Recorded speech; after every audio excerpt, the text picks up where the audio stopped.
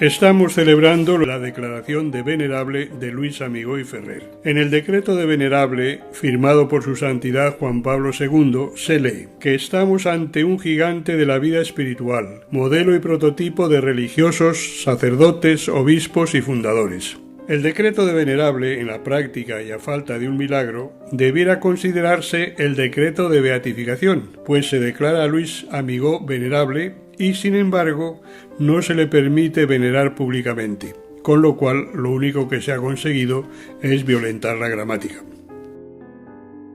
Todos los días, las hermanas y hermanos y los laicos identificados con el carisma amigoniano pedimos a Dios por la beatificación de Luis Amigó y nos despertamos a seguirle y a imitarle, porque es un gigante de la vida espiritual, como nos decía, a seguirle, como nos pide el decreto de Venerable. Y ahora, fíjate, con motivo de este año jubilar, en todas las dos congregaciones estamos estudiando cada mes, reflexionando sobre unos temas de las virtudes heroicas de Luis Amigó. Sobre las virtudes heroicas de Luis Amigó. Quiere decir que todo eso va calando, va haciendo que seamos verdaderos seguidores de Luis Amigó.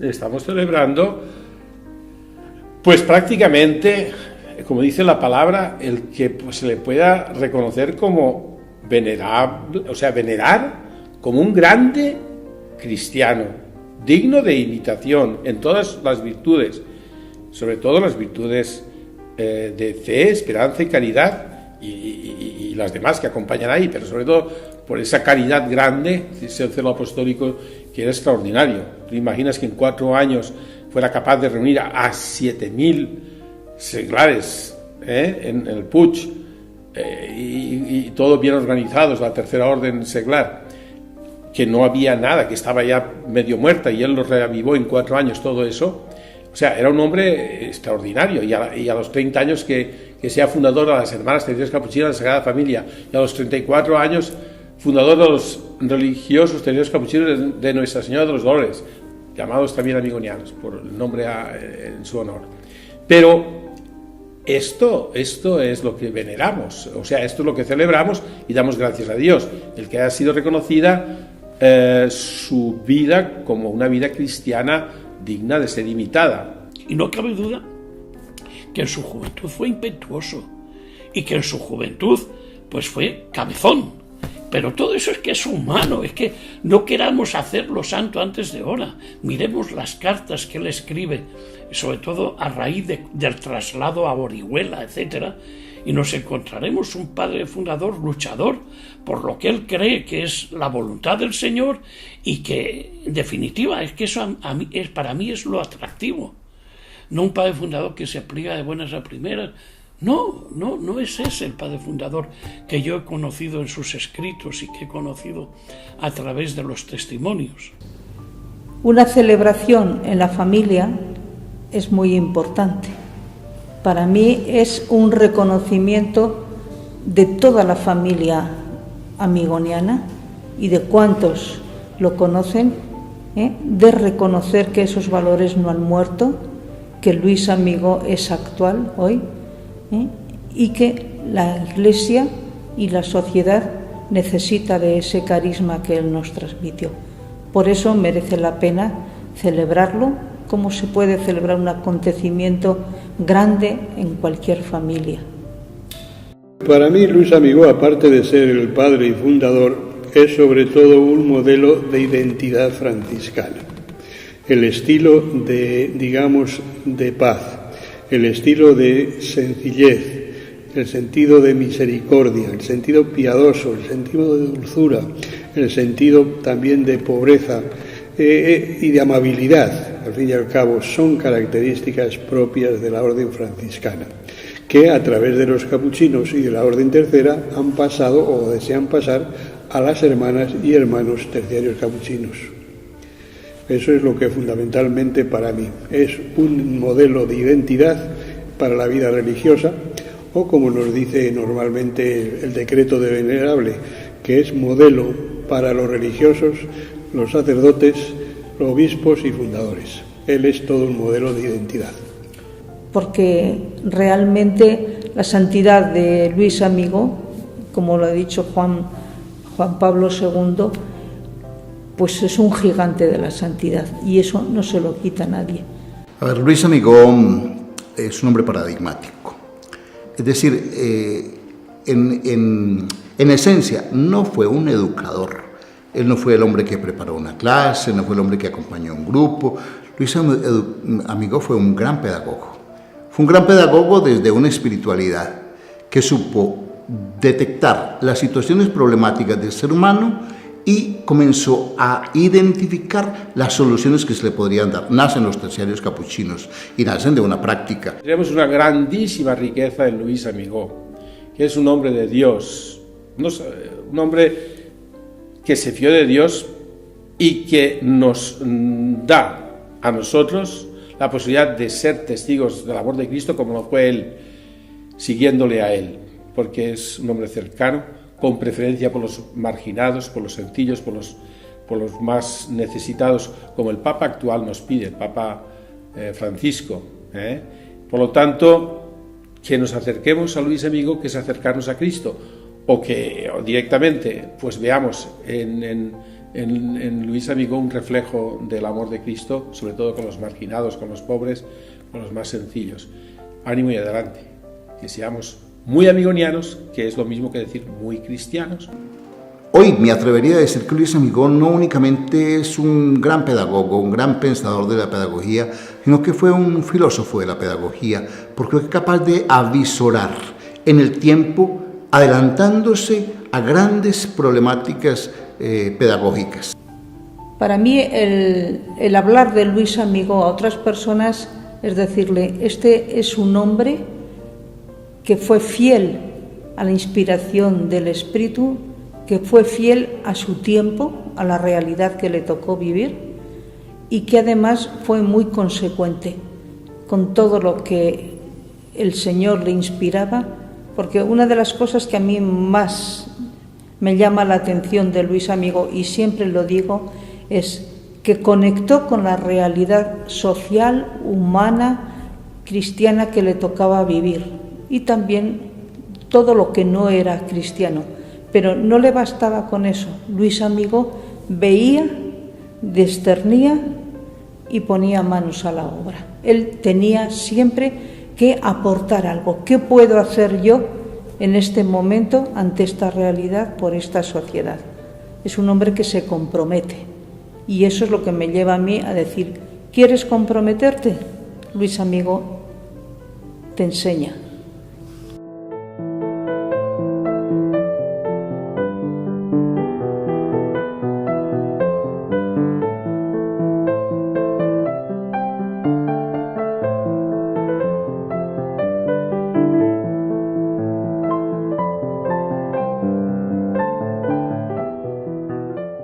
Para ser declarado beato hace falta primero la aprobación de un milagro físico, no moral, pues pensábamos que sí, que casi lo teníamos, pero yo digo que esta cuestión de los milagros físicos siempre es un poco complicado, porque un doctor pues da su voto favorable y otro doctor dice, pues a lo mejor ha podido ser también por medios humanos, por medios de la medicina, o sea, científicos, por lo tanto, no está claro. Y entonces en la Congregación de los Santos, como quieren ver todo eso muy, muy, muy clarito, dicen, pues dejémoslo, fuera. Otro, busquen otro. Y así estamos. Todavía estamos en la búsqueda de pruebas de otro milagro. Tenemos varias gracias con posibles, entre comillas, milagros, pero hay que seguir buscando documentación, porque para ello hace falta no solamente la intercesión, que hace falta el historial de esa intercesión, sino también el historial médico, y el historial médico que nos pueda o que pueda llevar a los doctores a pronunciarse a favor de que no tiene explicación científica. Un milagro que exige la Iglesia, como toda sociedad y como todo organismo tiene sus normas, exige un milagro. Así, actualmente yo pienso que los milagros, de no ser tumbativos, podríamos decir, va a ser muy difícil que lo reconozcan, porque hoy con la ciencia se explica todo. Y desde ahí, pues en otros momentos otras personas pueden decir que es un milagro. Hoy un médico, un especialista, no se compromete a decir que eso es un milagro. Siempre va a encontrar una razón científica, y desde ahí pues nos quedamos un poco a la espera, digo yo, de no ser un milagro tumbativo. Estabas muerto y resucitas, porque todo lo que intervenga, la ciencia, la medicina, van a encontrar siempre explicaciones. Y hablando con entonces Cardenal Felici, recuerdo que él mismo me decía: yo sé que es más importante ayudar a que un muchacho cambie de vida, una muchacha cambie de vida, que un muchacho que está en la cárcel, que tiene tantos, en fin, que lleva una mala vida, y después resulta que con la ayuda de ustedes y con la intercesión de mis amigos, pues se ha encaminado en una buena vida. Eso es muy importante, y más importante que a una señora que se le ha roto la pierna, pues que se la cure. Pero claro, dice, todavía estamos en la cuestión de los milagros físicos. Si quieres que declaremos a esta persona, porque en definitiva el milagro no es del santo, o del venerable, o del beato.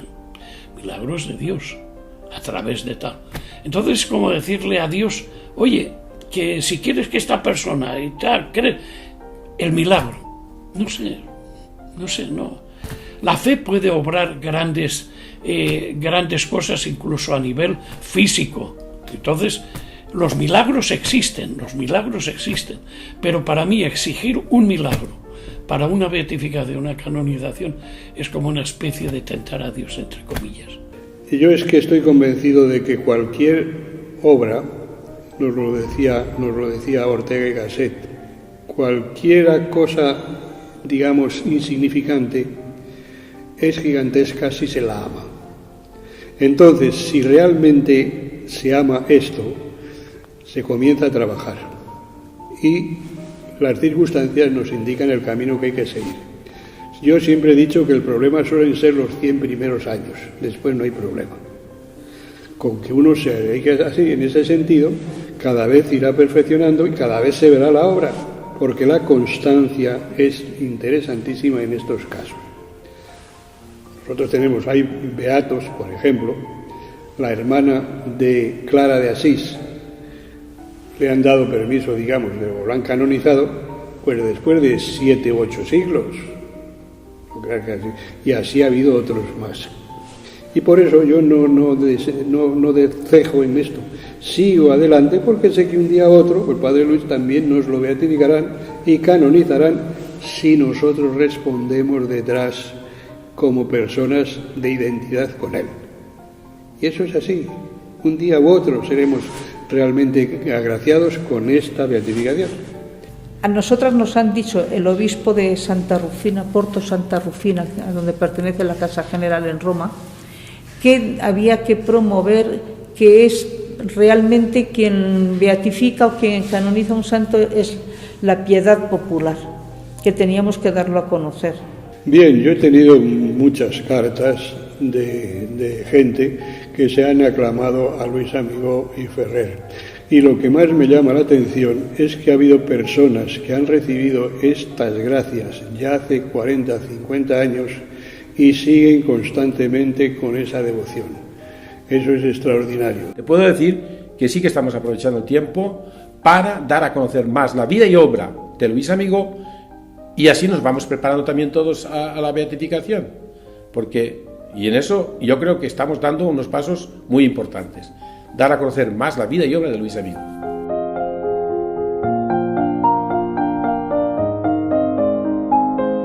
Para llevar adelante la beatificación de Luis Amigó ha sido preciso realizar 2 procesos religiosos, uno diocesano y otro apostólico, que han suministrado el material suficiente para la posición o tesis para demostrar que el siervo de Dios Luis Amigó vivió de modo heroico las virtudes teologales, las virtudes morales, la humildad y los votos religiosos.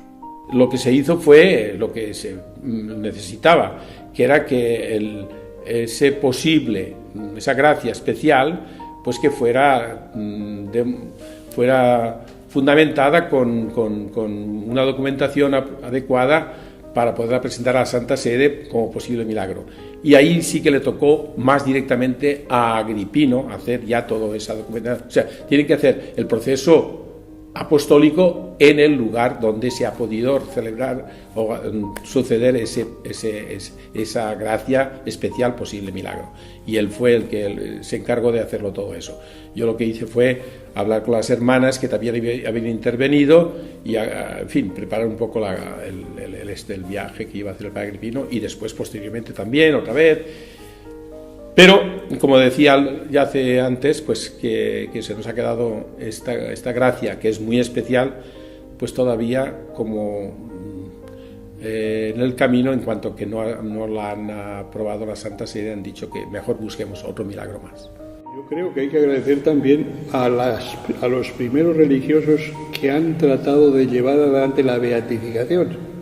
Concretamente está el padre Mariano Ramo, que ha trabajado incansablemente a su modo y en su tiempo.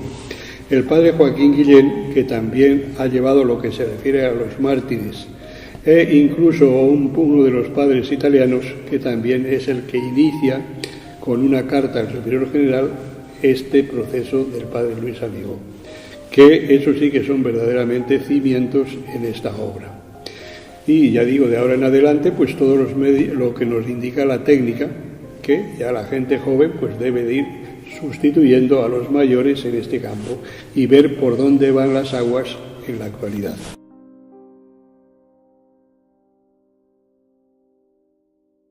Cuando se inicia, digamos, un proceso ya, o sea, se adelanta un proceso de beatificación, es muy interesante tratar el cadáver del que va en el proceso de beatificación, para conservarlo sobre todo como reliquias, para una vez que sea beatificado o canonizado, pues poder tener reliquias del fundador. El año 1983 se tenía aquí capítulo general los terciarios capuchinos y aprovechamos para tener la exhumación de los restos. En primer lugar, el señor obispo de Segorbe también tiene el honor de acompañarnos y demás, nosotros el honor de recibirlo, será el que presida. Después estará el promotor de la fe, que es don Francisco Cosín Zapater, estará el delegado del señor arzobispo, que es don José Mengual Sendra, que faltan por venir y vendrán enseguida, y está también como notario don Adolfo Domínguez Montó, aquí presente, que será el notario para el acto. Después se requiere también, está el postulador de la causa del padre Luis, que es el reverendísimo padre Bernardino da Siena, capuchino aquí presente, que es el técnico en estos asuntos, ¿no? Y después yo hago como vicepostulador, sin más, y hace falta también dos testigos de aquellos que vieron sepultar al padre Luis Amigó y Ferrer, que van a ser el padre Felipe Ochoa Zábal, que pase aquí para hacer el juramento y demás, la madre Dominica de Castellón, o Josefa Porcar Ripollés, aquí presente también. Entonces se estuvieron aquí creo que fue desde el 9 de abril del 1983 hasta el 12. Entonces en esos 3 días se trató con un material especial el cuerpo de Luis Amigó para que no se deteriore. Y estuvo presente sobre todo el postulador general de los capuchinos, estuvieron presentes los consejos generales de hermanos y hermanas y muchos devotos, hijos e hijas de Luis Amigó. Hay que decir que el cadáver se encontró perfectamente en perfecto estado de conservación, de tal manera que el mismo sepulcro, el mismo ataúd, fue el que, nada más quitarle un poco el polvo, sirvió otra vez para conservar los restos de Luis Amigó. Se hace esta ceremonia, en primer lugar, para constatar que el cadáver es de Luis Amigó y Ferrer. Y en segundo lugar, para tratar el cuerpo y que pueda durar siglos, por si el día de mañana le hacen santo, pues también haya reliquias para los diversos altares, etc. O sea, tratar el cuerpo. Naturalmente que esto tiene que ser a puerta cerrada, donde están los peritos médicos, donde está precisamente el postulador, está por supuesto el promotor de la fe, el notario y el juez adjunto, ¿no? Digo, el juez delegado. ¿Usted tiene certeza moral de que el cuerpo del padre Luis Amigó fue enterrado en ese sepulcro? Estaba yo presente cuando lo enterraron y visualmente lo vi enterrar. ¿El cuerpo del padre Luis ha permanecido siempre en ese sepulcro sin que a usted le conste que nadie lo haya sacado? Pues sí, porque he permanecido en la misma provincia y alrededor de la casa donde está enterrado, y puedo asegurar de que se conserve como lo pusieron. Durante los 3 años del 36 al 39, ¿sabe usted si lo sacaron? Pues pretendieron sacarlo y estábamos cerca todos aquí y pedíamos al Señor que no lo profanaran, y así se cumplió, porque se conservó con las señales de que querían profanarlo. Bueno, en este proceso como superior general estaba el padre Luis Cuesta Nozal, y después también estuvo la superiora general de las hermanas, pero además estuvieron también los provinciales de casa de la congregación de terciarios capuchinos, estuvieron los 3 provinciales, y creo que también pues las hermanas en las diversas provincias también asistieron. Desde luego fue un acto extraordinario de devoción a Luis Amigó, tanto por parte de hijos e hijas de Luis Amigó como por parte de los devotos del pueblo y alrededores, que constantemente pues acuden al sepulcro a pedirle gracias y favores. Para mí fue una bendición el haber podido, porque siendo en ese capítulo general que terminaba Luis Cuesta y que comencé yo, fue cuando se hicieron el reconocimiento de los restos mortales de Luis Amigó, y lo pude ver, o sea, todo el capítulo estábamos allá en Massamagrell cuando lo sacaron del ataúd, y estaba con toda esa paz y esa onda. Parecía la foto que hay de Luis Amigó recién muerto, pues estaba ahí así. Después ya lo trataron, pero maravillosamente fue una Pascua, o fue un gozo. Todo estábamos lleno de religiosas, hermanas, hermanos y laicos. Un aplauso, una alegría, una felicidad, porque no estábamos viendo unos restos, estábamos viendo el espíritu de Luis Amigó vivo, y él desde el cielo bendiciéndonos. Yo siempre he dicho, para mí aquello me conmovió interiormente. Yo ya quería al padre Luis, pero ese contacto físico que tuve en ese momento, no cabe duda que fue también trascendental en mi cariño hacia él, en mi cariño posterior hacia él. Yo tuve que entrar dentro de lo que era el nicho, entonces yo estaba joven y ágil, y no estaba tan cargado de kilos. Entonces pude entrar para empujar desde dentro el féretro. Y encima del féretro había aún unos pétalos completamente resecos de los que la habían, y algunos de esos pétalos yo los recogí, me los guardé en el bolsillo del hábito y los he conservado siempre como una preciadísima reliquia.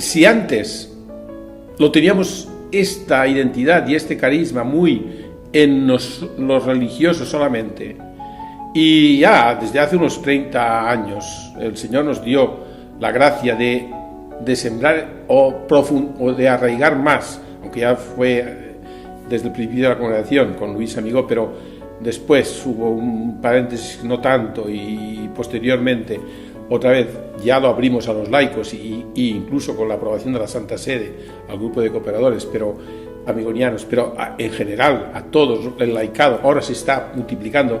Bueno, pues es que el concilio nos ha dicho que ya es la hora del laicado.